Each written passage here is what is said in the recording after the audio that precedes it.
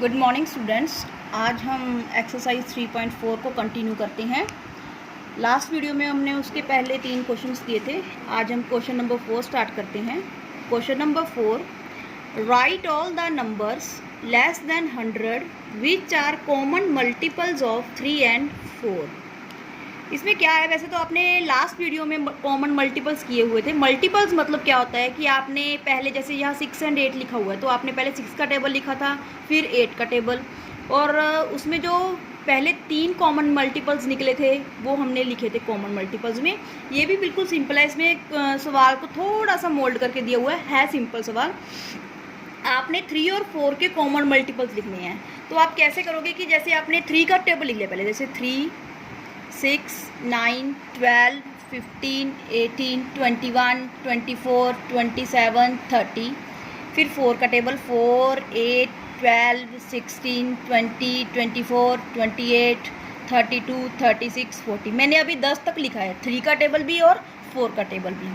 तो आप इनके कॉमन मल्टीपल्स देखो। सबसे पहला कॉमन मल्टीपल है 12, फिर दूसरा कॉमन मल्टीपल आगे 24, आगे कॉमन मल्टीपल, ये मैंने लास्ट वीडियो में भी बताया था कि जो कॉमन मल्टीपल्स होते हैं उसका जो पहला कॉमन मल्टीपल निकल जाता है उसी का ही आगे टेबल कंटिन्यू होता है। जैसे इसमें सबसे पहला कॉमन मल्टीपल 12 निकला है तो 12 का टेबल ही आगे कंटिन्यू होगा। तो जो थर्ड सम था उसमें उन्होंने बोला था फर्स्ट 3 कॉमन मल्टीपल्स, मतलब हमने पहले 3 ही देखने थे। इसमें क्या बोला है कि 3 और 4 के कौन से कॉमन मल्टीपल लेने हैं लेस देन 100 से छोटे छोटे। मतलब 12 का टेबल हम लिखेंगे, कहाँ तक लिखेंगे देखो। 12 का टेबल 12 1 12, 12 2 24, 36, 48, 60, 72, 84, 96। हम 96 तक लिखेंगे। उन्होंने लेस देन 100 बोला हुआ है, ठीक है। अगर हम नेक्स्ट अक्षर 108 लिखेंगे तो ये नहीं आएगा क्योंकि ये मोर देन 100 हो गया, और उन्होंने वीडियो में बोला हुआ है कि लेस देन 100 लिखना है। तो इसलिए हम 12 का टेबल यहीं तक लिखेंगे लेस देन 100। तो हमारा नेक्स्ट क्वेश्चन है। नेक्स्ट क्वेश्चन वेरी इंपॉर्टेंट है, इसको ध्यान से समझना, ये आता ही है एग्जाम में हमेशा। Which of the following numbers are co prime. Co prime एक आया है नंबर यहाँ पर। इसकी पहले डेफिनेशन समझो क्या होते हैं। को प्राइम नंबर्स कौन से होते हैं, यहाँ आपकी बुक में ही दी हुई है 58 पेज पे। 2 numbers having only 1 as a common factor are called co prime numbers. कहते हैं आपके पास 2 नंबर दिए होंगे, जैसे आपके पास यहाँ हेडिंग के हर सवाल में 2 नंबर हैं। यहाँ 18 एंड 35, 15 एंड 37, 30 एंड 415। हर सवाल में आपके पास 2 नंबर दिए होंगे। लिखा हुआ है यहाँ डेफिनेशन में भी 2 नंबर्स हैविंग ओनली वन। जब आप इन दोनों नंबर्स के, यहाँ जो स्टेटमेंट है, इन दोनों नंबर्स के आप फैक्टर्स लिखोगे। जैसे आपने पहले 18 के फैक्टर लिखे, फिर 35 के फैक्टर लिखे, फिर उनका कॉमन फैक्टर निकालोगे। जब आपके पास उनका सिर्फ कॉमन फैक्टर 1 आएगा, अगर उसका कॉमन फैक्टर सिर्फ 1 आया तो आपके पास ये दोनों नंबर क्या होंगे, को प्राइम। तो आप एक इसका फर्स्ट सवाल देखिए ध्यान से, ये मैंने लिखा हुआ है, सही है, बहुत इजी है। देखो फैक्टर्स ऑफ 18 लिखे, मतलब 18 किस किस के टेबल पे जा रहा है। 18 1 के टेबल पे भी, 2 के टेबल पे, 3, 6, 9 और 18। फिर आगे फैक्टर्स ऑफ 35 किस किस के टेबल पे जा रहा है, इन टेबल्स पे जा रहा है। और इनमें से कॉमन कौन सा है, ओनली 1। देखो डेफिनेशन में भी यही था कि जिनका कॉमन फैक्टर ओनली 1 आए, 2 numbers having only 1 as a common factor, जिनका कॉमन फैक्टर ओनली 1 आए वो क्या होते हैं, को प्राइम। तो हम लिखेंगे 18 एंड 35 आर को प्राइम। तो ये को प्राइम नंबर है। ऐसे ही इसका सी पार्ट देखो आप। सी पार्ट में क्या है, 30 एंड 415। देखो मैंने 30 के सारे फैक्टर्स लिख लिए, 415 के भी लिख लिए। इसमें कॉमन क्या है, 1 और 5, 2 कॉमन फैक्टर आ गए। अगर हमारे पास ओनली 1 कॉमन फैक्टर होता तो वो को प्राइम नंबर होते हैं। अगर उसके 1 के साथ एक्स्ट्रा पे कोई कॉमन फैक्टर आ गया तो वो को प्राइम नंबर नहीं है, इसलिए ये दोनों अब को प्राइम नहीं है। तो हम लिखेंगे 30 एंड 415 आर नॉट को प्राइम, क्योंकि इसमें 5 इनका एक और कॉमन फैक्टर है, इसलिए सिर्फ 1 ही आना चाहिए कॉमन फैक्टर, तो ही वो को प्राइम नंबर होते हैं। ये वेरी इंपॉर्टेंट सवाल है, इसको ध्यान से करना। नेक्स्ट सवाल देखो, ये समझने वाला है। 6th सवाल वेरी इंपॉर्टेंट, समझने वाले हैं। 6th और 7th थोड़े से मिलते जुलते हैं, ध्यान से समझना। A number is divisible by both 5 and 12, by which other number will that number be always divisible.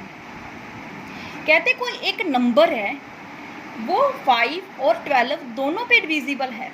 ठीक है, आपको एक इस पे मैं लेके समझाऊंगी, ये ऐसे तो समझ आने वाला सवाल है नहीं। थोड़ा सा कोई नंबर है, मान लो मैंने ये लेट कर लिया कि मेरे पास कोई एक्स नंबर है, वो कहते 5 और 12 दोनों पे डिविजिबल है। देखो ये 5 पे भी डिविजिबल है, ये 12 पे भी डिविजिबल। डिविजिबल का मतलब ये नंबर 5 के टेबल पे भी जा रहा है, 12 के टेबल पे भी है, डिविजिबल है ये।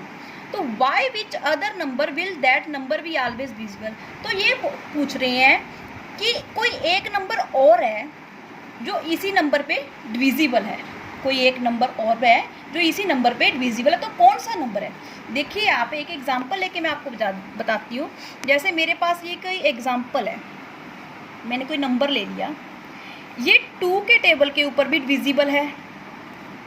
2 के टेबल के ऊपर डिविजिबल क्यों है, क्योंकि इसका लास्ट डिजिट 2 है। ये आपको मैंने डिविजिबिलिटी टेस्ट 2 का बताया हुआ है। ये 3 के टेबल के ऊपर भी डिविजिबल है, क्यों है, देखो 3 का टेस्ट भी था सम ऑफ डिजिट्स 5 4 9 9 1 10 10 और 2 12, तो ये 3 के ऊपर भी डिविजिबल है। तो यही नंबर किसी और नंबर पे डिविजिबल है, ये बताना है हमें। तो यस, 2 और 3 का आप मल्टीप्लाई करो, क्योंकि मैंने आपको 6 का डिविजिबिलिटी टेस्ट भी बताया था कि जो नंबर 2 पे डिविजिबल है, जो नंबर 3 पे डिविजिबल है, अगर वो दोनों पे डिविजिबल है तो वो इनकी मल्टीप्लिकेशन पे भी डिविजिबल है। तो ये मैंने आपको बताया था लास्ट वीडियो में भी, 3.3 एक्सरसाइज थी ये, कि जो नंबर 2 पे डिविजिबल है, 3 पे डिविजिबल है, तो ऑब्वियस है वो उनकी मल्टीप्लाई पे भी डिविजिबल होगा।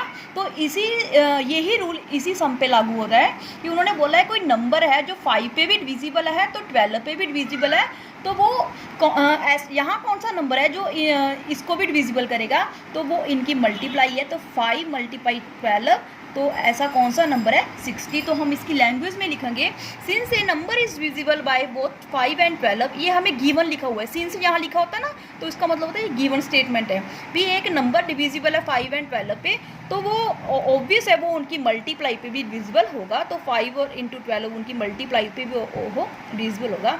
इसके लिए ये आपको एग्जाम्पल दी है मैंने, इसलिए आप इसको ध्यान से समझना। नेक्स्ट सवाल है 7th, इससे मिलता जुलता है लेकिन थोड़ा सा फर्क है। A number is divisible by 12। देखो इसमें उन्होंने दिया था a number is divisible by 5 and 12, 2 नंबर दिए थे इसमें 5 और 12, लेकिन जो 7th सवाल है उसमें सिर्फ उन्होंने एक ही नंबर दिया है 12। कहते कोई नंबर है वो 12 पे डिविजिबल है, then y what other number will that number be divisible. इसमें एक और ऐसे ही मैं एक एग्जाम्पल लेके बता रही हूँ। जैसे कोई नंबर है एक्स, वो कहते 12 पे डिविजिबल है, जो नंबर है एक्स वो 12 पे डिविजिबल है, तो कहते हैं यहाँ पर भी कोई और नंबर है, बताओ भी इसके ऊपर डिविजिबल है या नहीं है। तो इसके लिए मैं आपको एक एग्जांपल बताती हूँ। जैसे मैंने कोई 6 ले लिया, देखो 36 जो है वो 6 के ऊपर डिविजिबल है, ठीक है, ये है ना 36 जो 6 के ऊपर डिविजिबल है। तो 36 और किस किस के ऊपर डिविजिबल है ये आप बताओ। तो ये इसका एक रूल है, देखो 6 के फैक्टर्स बताओ आपके कौन कौन से। 6 के फैक्टर्स, 6 1 के टेबल पे भी जा रहा है, 2 के टेबल पे भी जा रहा है, 3 के टेबल पे भी जा रहा है, 6 के टेबल पे भी जा रहा है। इट मीन्स देखो जो 36 है वो 6 पे डिविजिबल है, तो वो उसके सारे फैक्टर्स पे भी डिविजिबल होगा। देखो वो 36 2 पे भी डिविजिबल होगा, जो 36 है वो 3 पे भी डिविजिबल होगा, ठीक है, 6 पे भी है तो 2 पे भी होगा, वो 3 पे भी होगा। तो इट मीन्स यहाँ भी यही रूल होता है कि ये कोई नंबर है अगर वो 12 पे डिविजिबल है तो इट मीन्स वो उसके सारे फैक्टर्स पे भी डिविजिबल है। आप देखो 12 के फैक्टर्स बनाओ, 12 है 1 के टेबल पे जाता है, 2 के टेबल पे, 3 के, 4 के, 6 पे, तो 12 पे। तो इट मीन्स ये जो नंबर है वो फिर 2 पे भी डिविजिबल होगा, 3 पे भी होगा, 4 पे भी होगा, 6 पे भी होगा और 12 पे भी होगा। ये इसी एग्जांपल में यही बताया गया है। तो कहते हैं ये जो नंबर 12 पे डिविजिबल है वो किसी और नंबर पे डिविजिबल होगा, तो वो किस पे डिविजिबल होगा, उसके फैक्टर्स के ऊपर। तो फैक्टर्स ऑफ ये 12 है, तो इसका आंसर है the number is also divisible by 2 3 4 and 6। Thank you.